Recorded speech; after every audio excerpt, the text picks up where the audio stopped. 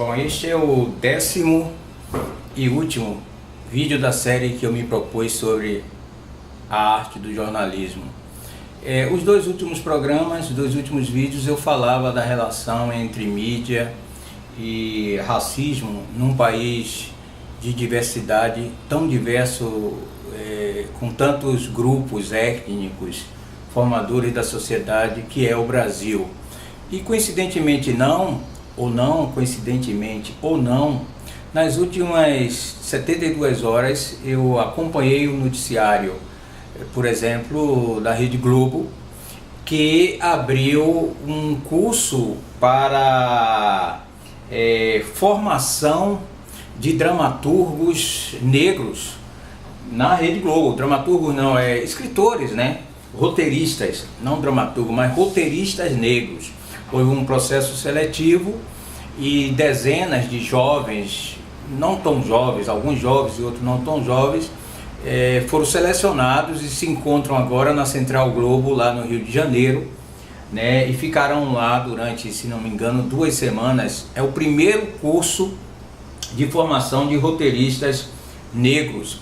Quer dizer, isso é uma constatação da maior rede de televisão no Brasil, de que algo precisa ser alterado na composição do seu quadro de produtores de textos e também de apresentadores e de repórteres.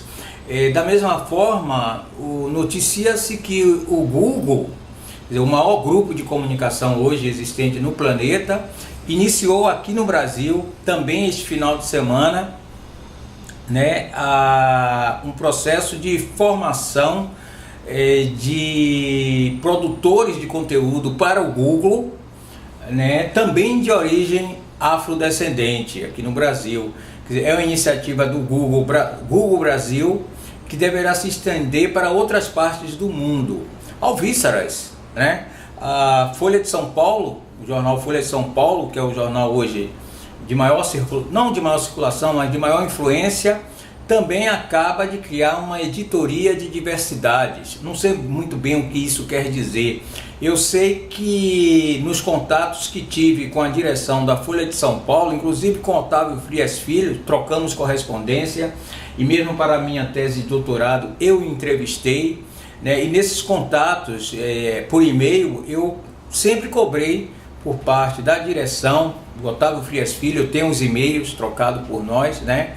Uma maior presença de colaboradores negros na redação ou nas páginas do jornal, defendendo o ponto de vista exatamente dos negros, né? Naquele grande jornal de circulação. Mas criaram agora uma editoria de diversidades. Eu não sei muito bem no que isso vai resultar, o que a editora, que era a ex-ombudsman, que agora assumiu esse cargo, no que isso vai resultar. Mas vamos torcer para que essas 3 iniciativas, primeiro do Google, né, que está formando pessoal técnico com esse recorte racial para trabalhar no Google, né? O segundo, a Rede Globo de televisão, que está oferecendo um curso de formação de roteiristas negros, né, aumentando assim a possibilidade de uma maior diversidade no conteúdo da dramaturgia da Rede Globo.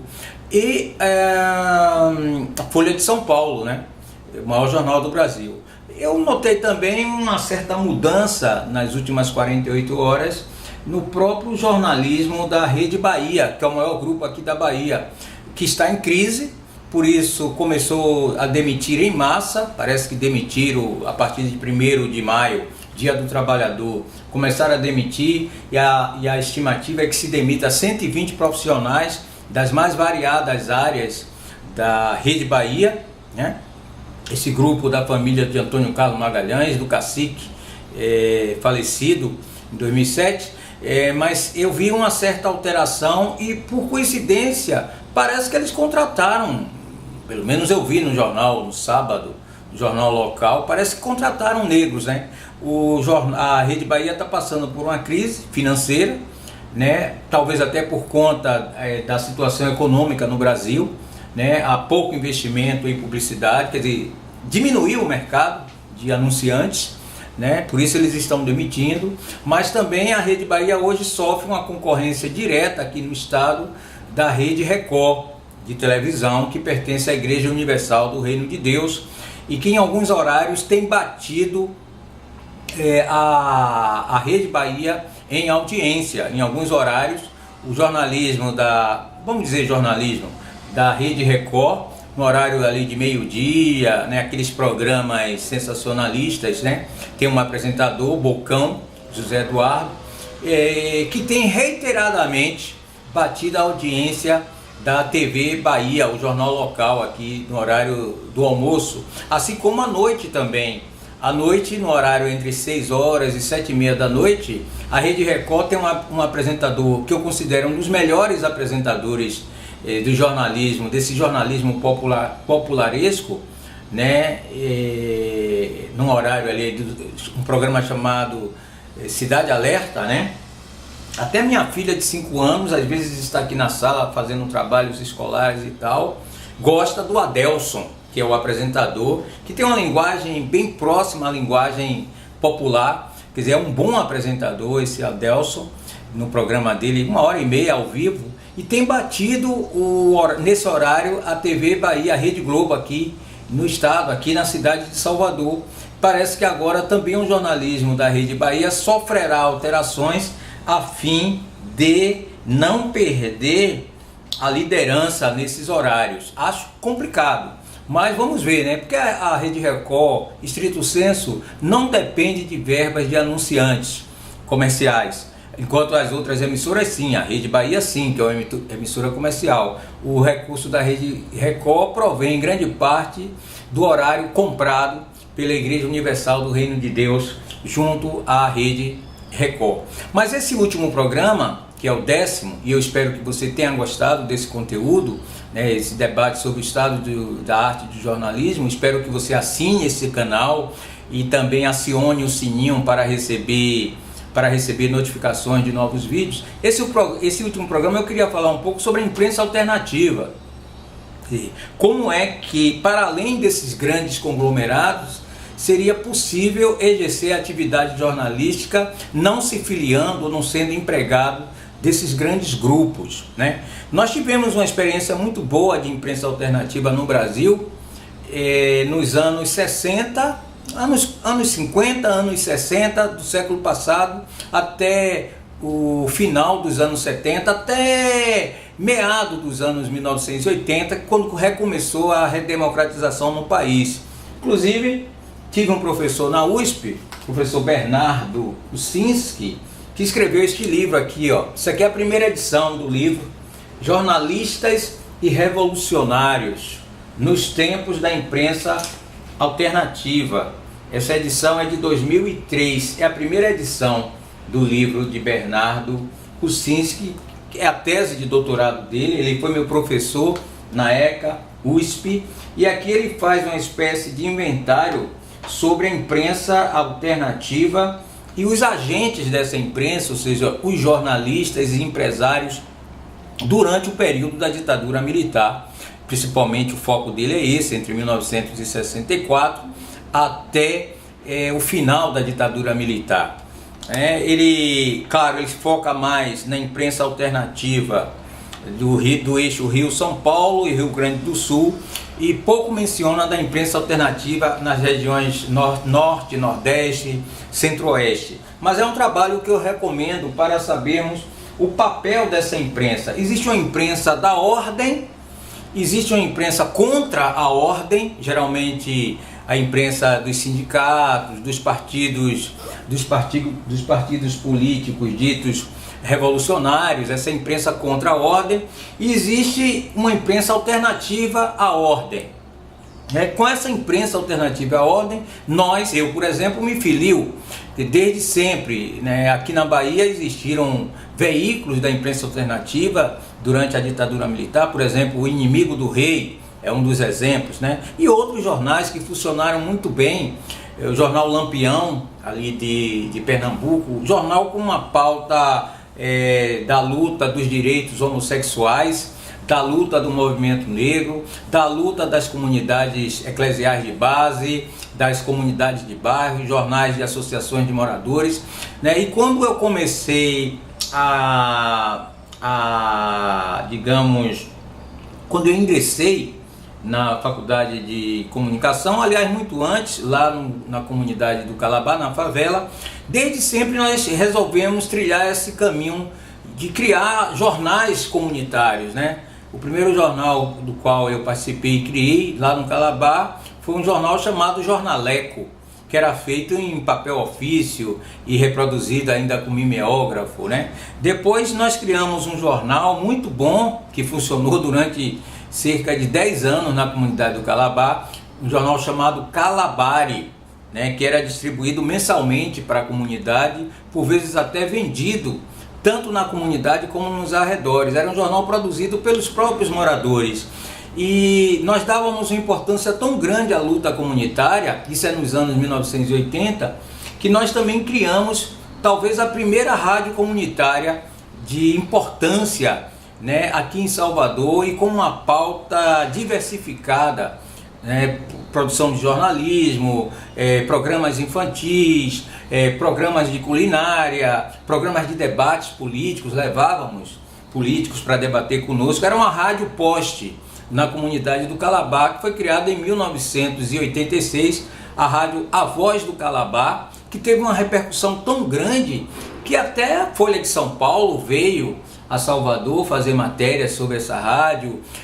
A Rede Globo tinha um programa também, tipo Globo Repórter, que fez um programa grande sobre a rádio A Voz do Calabá.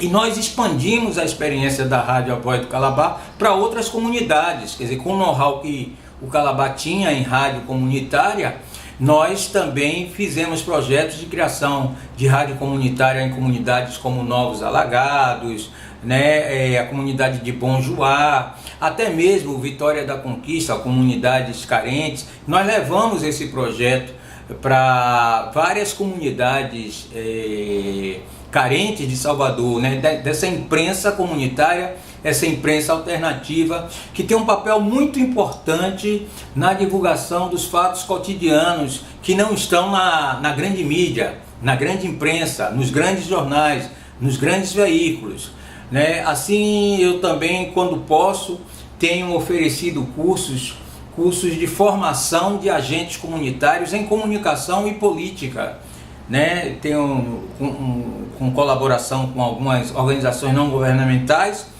como a Omidudu, por exemplo, ou como uma organização que nós também criamos, a Firme-se, né? Temos desenvolvido cursos de formação em comunicação política, que tem como um dos módulos a oficina de produção de veículos alternativos, né? Jornais comunitários, programas de rádio comunitário.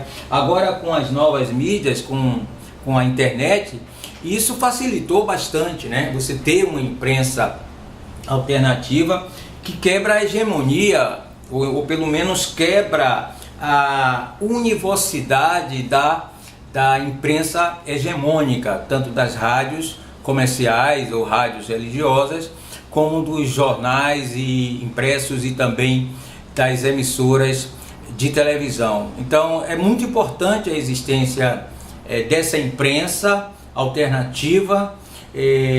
Temos que tentar fortalecê-la. Infelizmente, com a abertura política, com a redemocratização, isto Bernardo Kucinski já nota no seu livro, os grandes veículos de comunicação, eles também passaram a absorver a linguagem da imprensa alternativa, levando, digamos assim, à bancarrota essas experiências. Então, a grande esmagadora maioria dos jornais alternativos hoje no Brasil deixaram de existir, eles não existem mais, infelizmente, né? Seja porque alguns dos seus profissionais da imprensa alternativa, foram absorvidos pelo mercado da grande mídia, né? E com a visão deles, eles levaram a sua linguagem, a linguagem da imprensa alternativa, para os próprios grandes jornais, para os jornalões, né? Seja por dificuldades de administração dessa imprensa.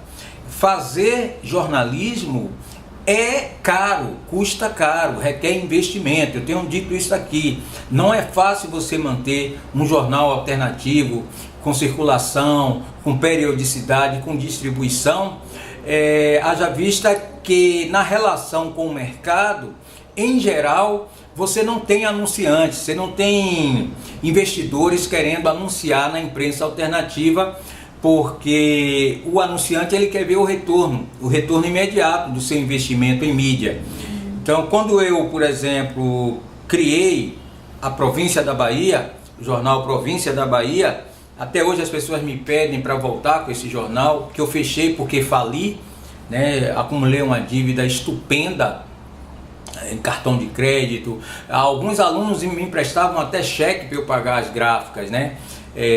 Tanto as gráficas que terceirizavam o serviço. Eu terceirizava junto à gráfica Santa Helena, que pertence ao Correio, a gráfica do jornal à tarde. Cheguei a imprimir o jornal, inclusive em gráficas em São Paulo, e ia buscar o jornal aqui no setor de cargas do aeroporto em Salvador. Então ali custava muito caro, apesar de que os colaboradores que contribuíam com o conteúdo do jornal nada cobrassem. Grande parte deles eram alunos ou ex-alunos meus. Boa parte deles hoje está no mercado, são alguns dos melhores jornalistas hoje aqui em Salvador. Alguns não trabalham mais aqui em Salvador. Salvador você tem ali o Pablo Reis, Pablo Reis está na TV Aratu. Você tem o Cláudio Leal, por exemplo, né, um grande jornalista que trabalhou no Portal Terra, em veículos lá em São Paulo, se radicalizou em São Paulo, se radicou, aliás, em São Paulo, né? Você tem jornalistas como Adriana Jacó, vários profissionais que começaram escrevendo, Suede Quintê, começaram trabalhando como colaboradores, ainda estudantes, colaboradores da Província da Bahia, mas o custo era muito alto, o custo de manutenção de um veículo alternativo. Eu tinha relação com algumas agências de publicidade. Quantas vezes bati na porta da Engenho Novo, né? Uma agência de Fernando Passos, que tinha sido meu professor na Facom, na agência Propeg, na qual eu trabalhei. Eu fui redator publicitário, trabalhando principalmente com marketing político, ajudando a eleger senadores, governadores, não aqui somente em Salvador, mas fora, que a Propeg me mandava para Pernambuco, Sergipe, outras partes, né? Mas quantas vezes eu bati na porta da Propeg pedindo anúncios, né? A Propeg é uma das maiores agências de publicidade do Brasil à época, né? Tinha contas de grandes empresas de varejo, contas de banco, contas do governo do estado da Bahia e também de outros estados. Então, mas havia sempre essa relação, né? Custo-benefício. Como é que eu convencia, ou melhor, como o mídia da agência convencia o diretor comercial de uma determinada empresa a anunciar num jornal alternativo que, apesar de ter uma circulação à época de 5 mil, 10 mil exemplares, a circulação nesse caso é restrita, né, em comparação ao jornal à tarde, por exemplo, que circulava em todo o território baiano e até fora da Bahia. Então o diretor comercial dessas empresas, eles querem fazer aquele investimento, mas querem um retorno imediato. Então nós tivemos muita dificuldade, evidentemente também com as minhas relações com alguns pequenos empresários ou médios empresários aqui do estado. Pelo menos um deles, o Luiz Reina, que era dono de uma maior empresa de venda de aparelhos de telefonia aqui em Salvador, aqui na Bahia como um todo, né? Ele tinha uma empresa chamada Instalofone. Esse empresário foi uma espécie de patrono da Província da Bahia, fazendo anúncios, publicando anúncios no jornal, comprando às vezes páginas duplas, etc., a fim de que nós pagássemos somente o custo de impressão do jornal, não era nem custo de produção. Então, se você quiser investir nesse filão da imprensa alternativa, saiba disso. Você vai ter que ter capital, você vai ter que ter, se não tiver capital, vai ter que ter pelo menos alguém que tenha capital e que acredite na proposta. Província da Bahia era um jornal que juntava o tripé política, cultura e humor, né? E com esse jornal nós fomos bem sucedidos à época, conforme eu já falei aqui. Nós ganhamos 2 prêmios de jornalismo e fomos finalistas de 4 prêmios, né? Existia prêmio de jornalismo aqui, Prêmio Banco do Brasil de Jornalismo, que era uma articulação feita pelo Sindicato dos Jornalistas, dirigido por Elô Sampaio. Elô Sampaio, quando foi presidente do sindicato, ela conseguiu fazer parcerias com algumas empresas, como a Coelba, Companhia de Energia Elétrica da Bahia, o Banco do Brasil, né? E também o Polo Petroquímico de Camaçari, que tinha um prêmio COFIC de jornalismo ambiental. Nós fomos finalistas e chegamos à final e ganhamos, disputando com esses grandes jornais. Mas não era fácil fazer imprensa alternativa, é preciso ter muita garra, muito jogo de cintura e manter-se fiel à linha editorial. Ou seja, a Província era um jornal pluripartidário, ou seja, pluralista, vamos dizer assim, né, e que acolhia opiniões diversas, valorizando principalmente aqueles que não têm voz, para ver sua voz reproduzida pelos grandes meios. Espero que vocês tenham gostado dessa série de 10 programas sobre o estado do jornalismo, né? E vamos continuar aqui com este canal, que eu espero receber o seu apoio, você subscrevendo o canal e divulgando esse canal e este conteúdo.